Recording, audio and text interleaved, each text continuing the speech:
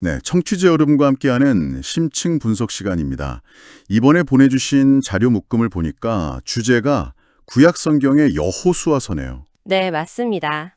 솔직히 말해서 이게 아주 오래전 이야기인데다 읽다 보면 마음이 좀 불편해지는 지점도 많아서 그냥 넘어가기 쉬운 책이잖아요. 그렇죠. 아무래도 좀 부담스럽죠. 그런데 이 자료들을 쭉 파고들다 보니까 와, 이게 역사, 신학, 그리고 심지어 현대의 어떤 지정학적 문제까지 건드리는 정말 흥미로운 질문들이 숨어 있더라고요. 네, 맞습니다. 그래서 저희의 오늘 목표는 이 복잡한 텍스트의 겹겹을 함께 벗겨내면서 그 안에 담긴 핵심적인 통찰이 뭔지 한번 명쾌하게 풀어보는 겁니다. 네, 좋습니다. 근데 시작하기 전에 딱 하나만 먼저 짚고 가면 좋을 것 같아요. 어떤 혈까요? 보내주신 자료들에서 공통적으로 강조하는 게 있는데요. 여호수아서를 그냥 고대 역사 기록으로만 읽으면 큰 그림을 놓치게 된다는 거예요. 아, 단순한 역사책이 아니다. 네, 이건 신학적 역사서거든요. 비유를 좀 하자면 어떤 팀의 우승 시즌을 다룬 스포츠 다큐멘터리 같은 거죠. 아하, 실제 경기 장면들을 보여주지만 편집이랑 내레이션을 통해서 운명이라던가 팀워크, 감독의 춘재성 같은 특정한 주제를 부각시키잖아요. 그렇죠. 스토리를 만들죠. 여호수아서도 똑같습니다. 실제 사건들을 바탕으로 하지만 모든 서술이 하나님은 약속을 지키신다라는 이 거대한 주제를 향해서 의도적으로 편집되어 있다는 거죠. 이 관점을 가지고 시작하면 훨씬 이해하기가 쉬워집니다. 아, 그 비유 정말 와닿네요. 단순한 사실 나열이 아니라 특정한 메시지를 가진 하나의 스토리라는 말씀이시군요. 바로 그거죠. 좋습니다. 그럼 그 스토리의 기본 정보부터 한번 확인해 보죠. 주인공 이름을 딴 책인데 정작 여호수아가 직접 쓴 건 아니라고 하던데요. 저자랑 기록 연대는 어떻게 봐야 할까요? 네, 전통적으로는 여호수아가 대부분 썼다고 보지만 그가 죽은 후의 사건까지 기록된 걸 보면 후대에 누군가 최종적으로 편집했을 가능성이 거의 확실합니다. 아, 그렇군요. 더 흥미로운 건 이 사건들이 실제로 언제 일어나냐는 건데 이게 학자들 사이에서 아주 뜨거운 감자입니다. 연대 논쟁 말씀이시죠? 네, 보내주신 자료에서도 기원전 15세기냐 13세기냐를 두고 논쟁이 있다고 하죠. 이게 그냥 숫자 싸움이 아니라 고고학적 증거 해석과 직결되는 문제거든요. 잠깐만요. 15세기랑 13세기의 차이가 그렇게 중요한가요? 구체적으로 어떤 점이 달라지는 거죠? 아주 큰 차이죠. 예를 들어서 기원전 15세기는 이집트의 그 막강한 툭모세 3세가 가나안 지역을 통치하던 시기예요. 아, 이집트의 세력이 강할 때. 네, 이때 이스라엘이 대규모로 침공했다면 이집트 기록에 뭔가 남아있어야 하는데 거의 없거든요. 반면에 기원전 13세기는 이집트의 힘이 약해지고 가나안 도시국가들이 혼란에 빠져있던 시기라 외부 세력이 진입하기에 훨씬 수월했을 수 있죠. 아, 상황이 달랐군요. 그렇죠. 또 그 유명한 여리고성 발굴 같은 경우에도 파괴된 성벽의 연대를 어느 시점으로 보느냐에 따라 이 가설들의 신빙성이 오락가락합니다. 와, 그러니 이 연대 논쟁은 여호수아서의 역사성을 어떻게 볼 것인가 하는 질문의 가장 첫 단추인 셈이죠. 이야, 단순한 옛날 이야기가 아니라 그 배경에 고고학이랑 역사가 얽힌 거대한 퍼즐이 숨어 있었군요. 네, 맞습니다. 그럼 이제 이야기의 핵심 줄거리로 들어가 보죠. 자료에서 이 책을 하나님 약속 성취의 두 번째 장이라고 표현하던데 굉장히 인상적이었어요. 아, 그거요? 첫 번째 장이 바로 그 유명한 출애굽이었고요. 정확합니다.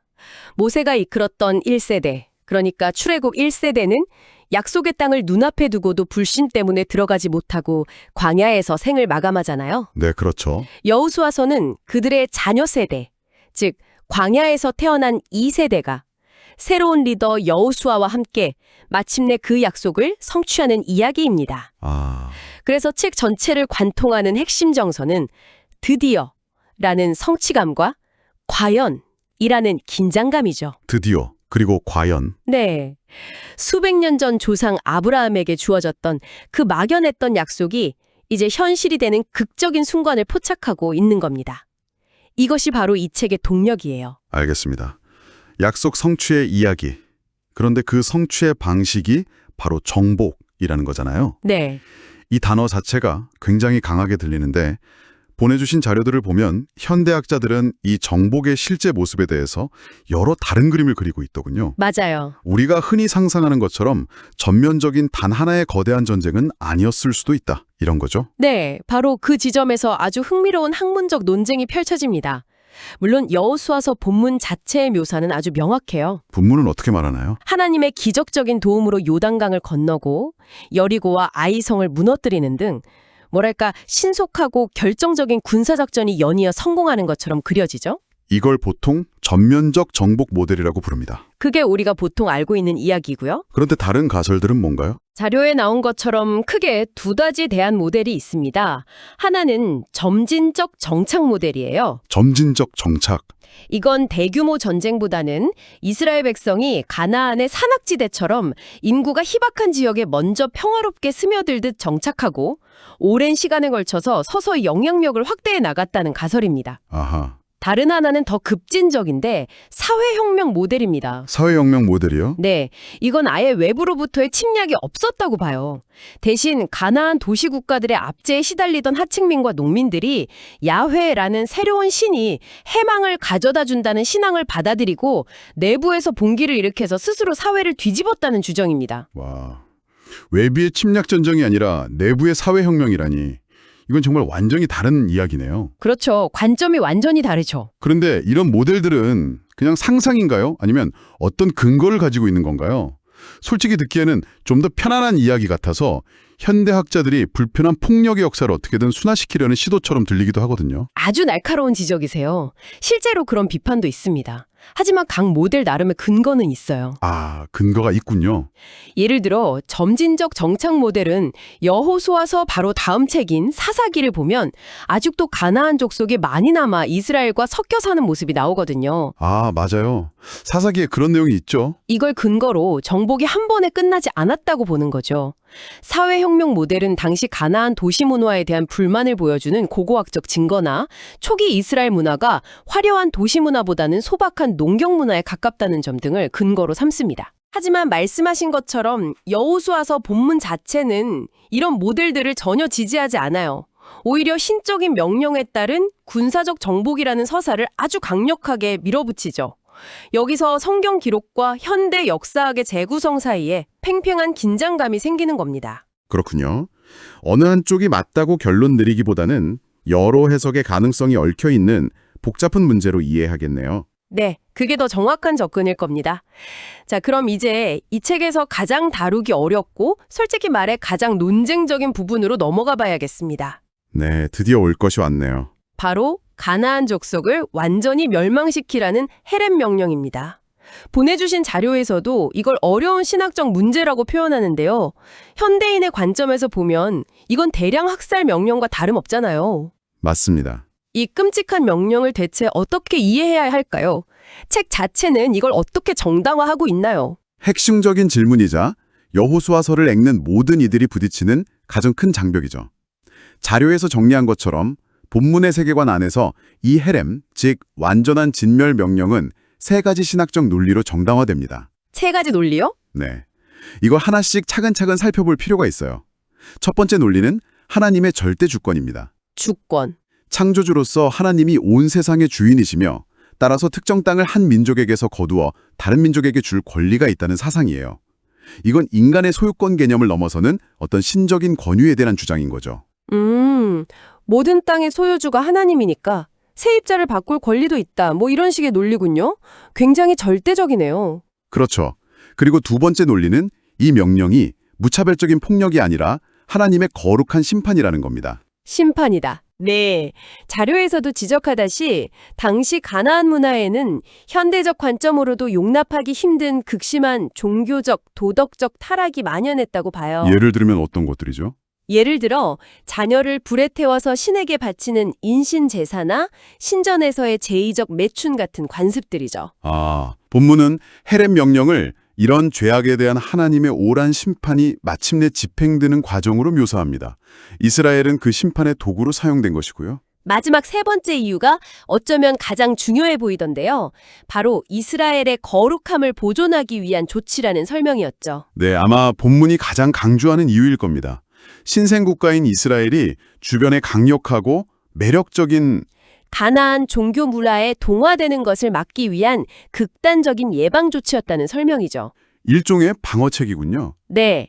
만약 이스라엘이 가나안의 우상숭배 관습을 받아들이면 하나님과의 특별한 언약 관계 자체가 무너지고 이스라엘이라는 공동체의 정체성이 사라질 것이라는 위기식이 깔려 있는 겁니다.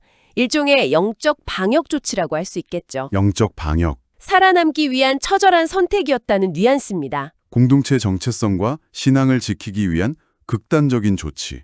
하지만 그래도 여전히 인종청소라는 비판에서 자유롭기는 어려워 보이는데요. 물론이죠. 그 비판은 여전히 유효합니다. 이 지점에 대해서 자료에서는 가나안 여인이었던 라합의 이야기를 아주 중요한 예로 들고 있더군요. 바로 그 부분입니다. 이 심판의 기준이 민족이나 혈통이 아니라 하나님에 대한 믿음과 행위에 있었다는 것을 보여주는 결정적인 장치거든요. 아, 라합의 이야기? 기생 라합은 가나안 사람이었지만 하나님을 믿고 이스라엘 정탐꾼들을 숨겨줌으로써 자신과 온 가족이 구원을 받습니다. 그녀는 이스라엘 공동체의 일원으로 받아들여지죠. 네. 반면에 바로 다음 장에 등장하는 아간이라는 인물을 보세요.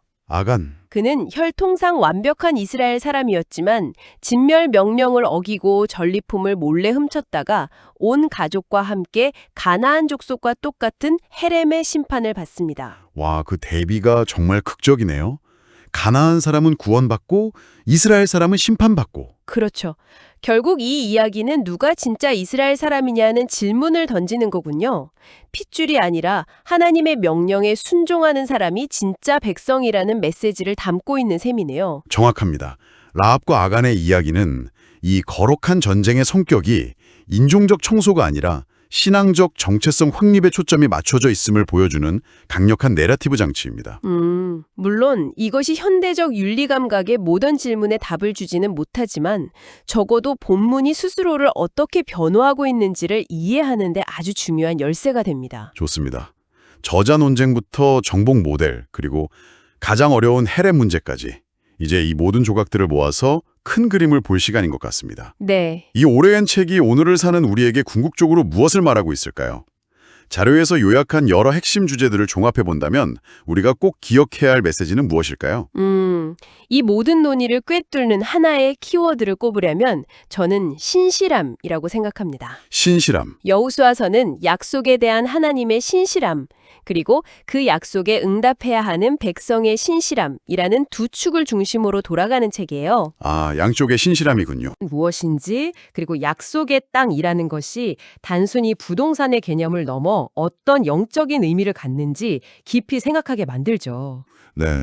처음에 말했던 신학적 역사라는 틀에서 보면 이 모든 과거 사건들은 결국 하나님이라는 존재의 성품과 그분과의 관계 맺음에 대한 교훈을 전달하기 위한 재료들인 셈입니다. 단순한 역사 기록을 넘어 의도를 가지고 쓰인 해석이 담긴 책이라는 말씀이시군요. 그렇죠. 실제로 자료를 보니 책의 구조 자체가 굉장히 대칭적이고 의도적으로 짜여 있다는 설명이 있더라고요. 크게 땅의 정복 파트랑 땅의 분배 파트로 나뉘어 있죠. 네. 그 2부 구조가 책의 메시지를 이해하는 데 아주 중요합니다. 아, 그런가요? 보통 사람들은 전반부의 극적인 전쟁 이야기에만 집중하는 경향이 있는데 사실 책의 절반 이상은 아주 지루하게 느껴질 수 있는 땅 분배 목록으로 채워져 있어요. 맞아요. 각 지파가 어디서부터 어디까지 땅을 받았는지 끝없이 나열되죠. 읽다 보면 그냥 넘어가고 싶은 부분이죠. 그렇죠. 그런데 왜 그렇게 지루한 내용을 길게 썼을까요? 그러게요. 왜 그랬을까요? 그 지루함 속에 핵심 메시지가 있기 때문입니다.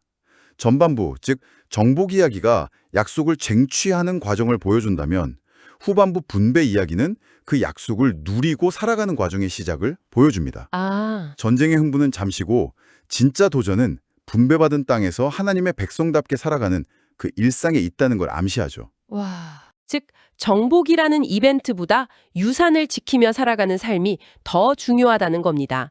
이 구조 자체가 자, 이제 약속은 이루어졌다. 이제부터 어떻게 살 것인가? 라는 질문을 독자에게 던지는 셈입니다. 와, 그렇게 보니 완전히 다르게 보이네요. 정복은 끝이 아니라 시작일 뿐이라는 거군요. 바로 그겁니다. 이야, 저자 논쟁부터 시작해서 거룩한 전쟁이라는 깊고 어두운 윤리적 질문까지 정말 많은 것을 다뤘습니다.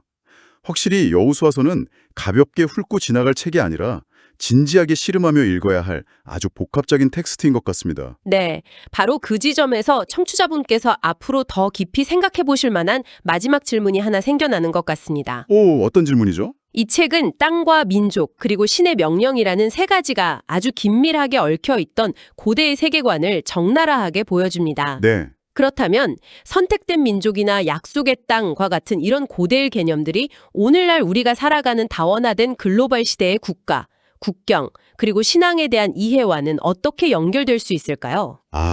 혹은 어떻게 충돌하고 있을까요? 이 질문은 여호수아서의 텍스트를 넘어 지금 이 순간에도 여전히 세계 곳곳에서 종교, 정치, 그리고 윤리에 대한 뜨거운 논쟁을 만들어내는 살아있는 화두가 되고 있습니다.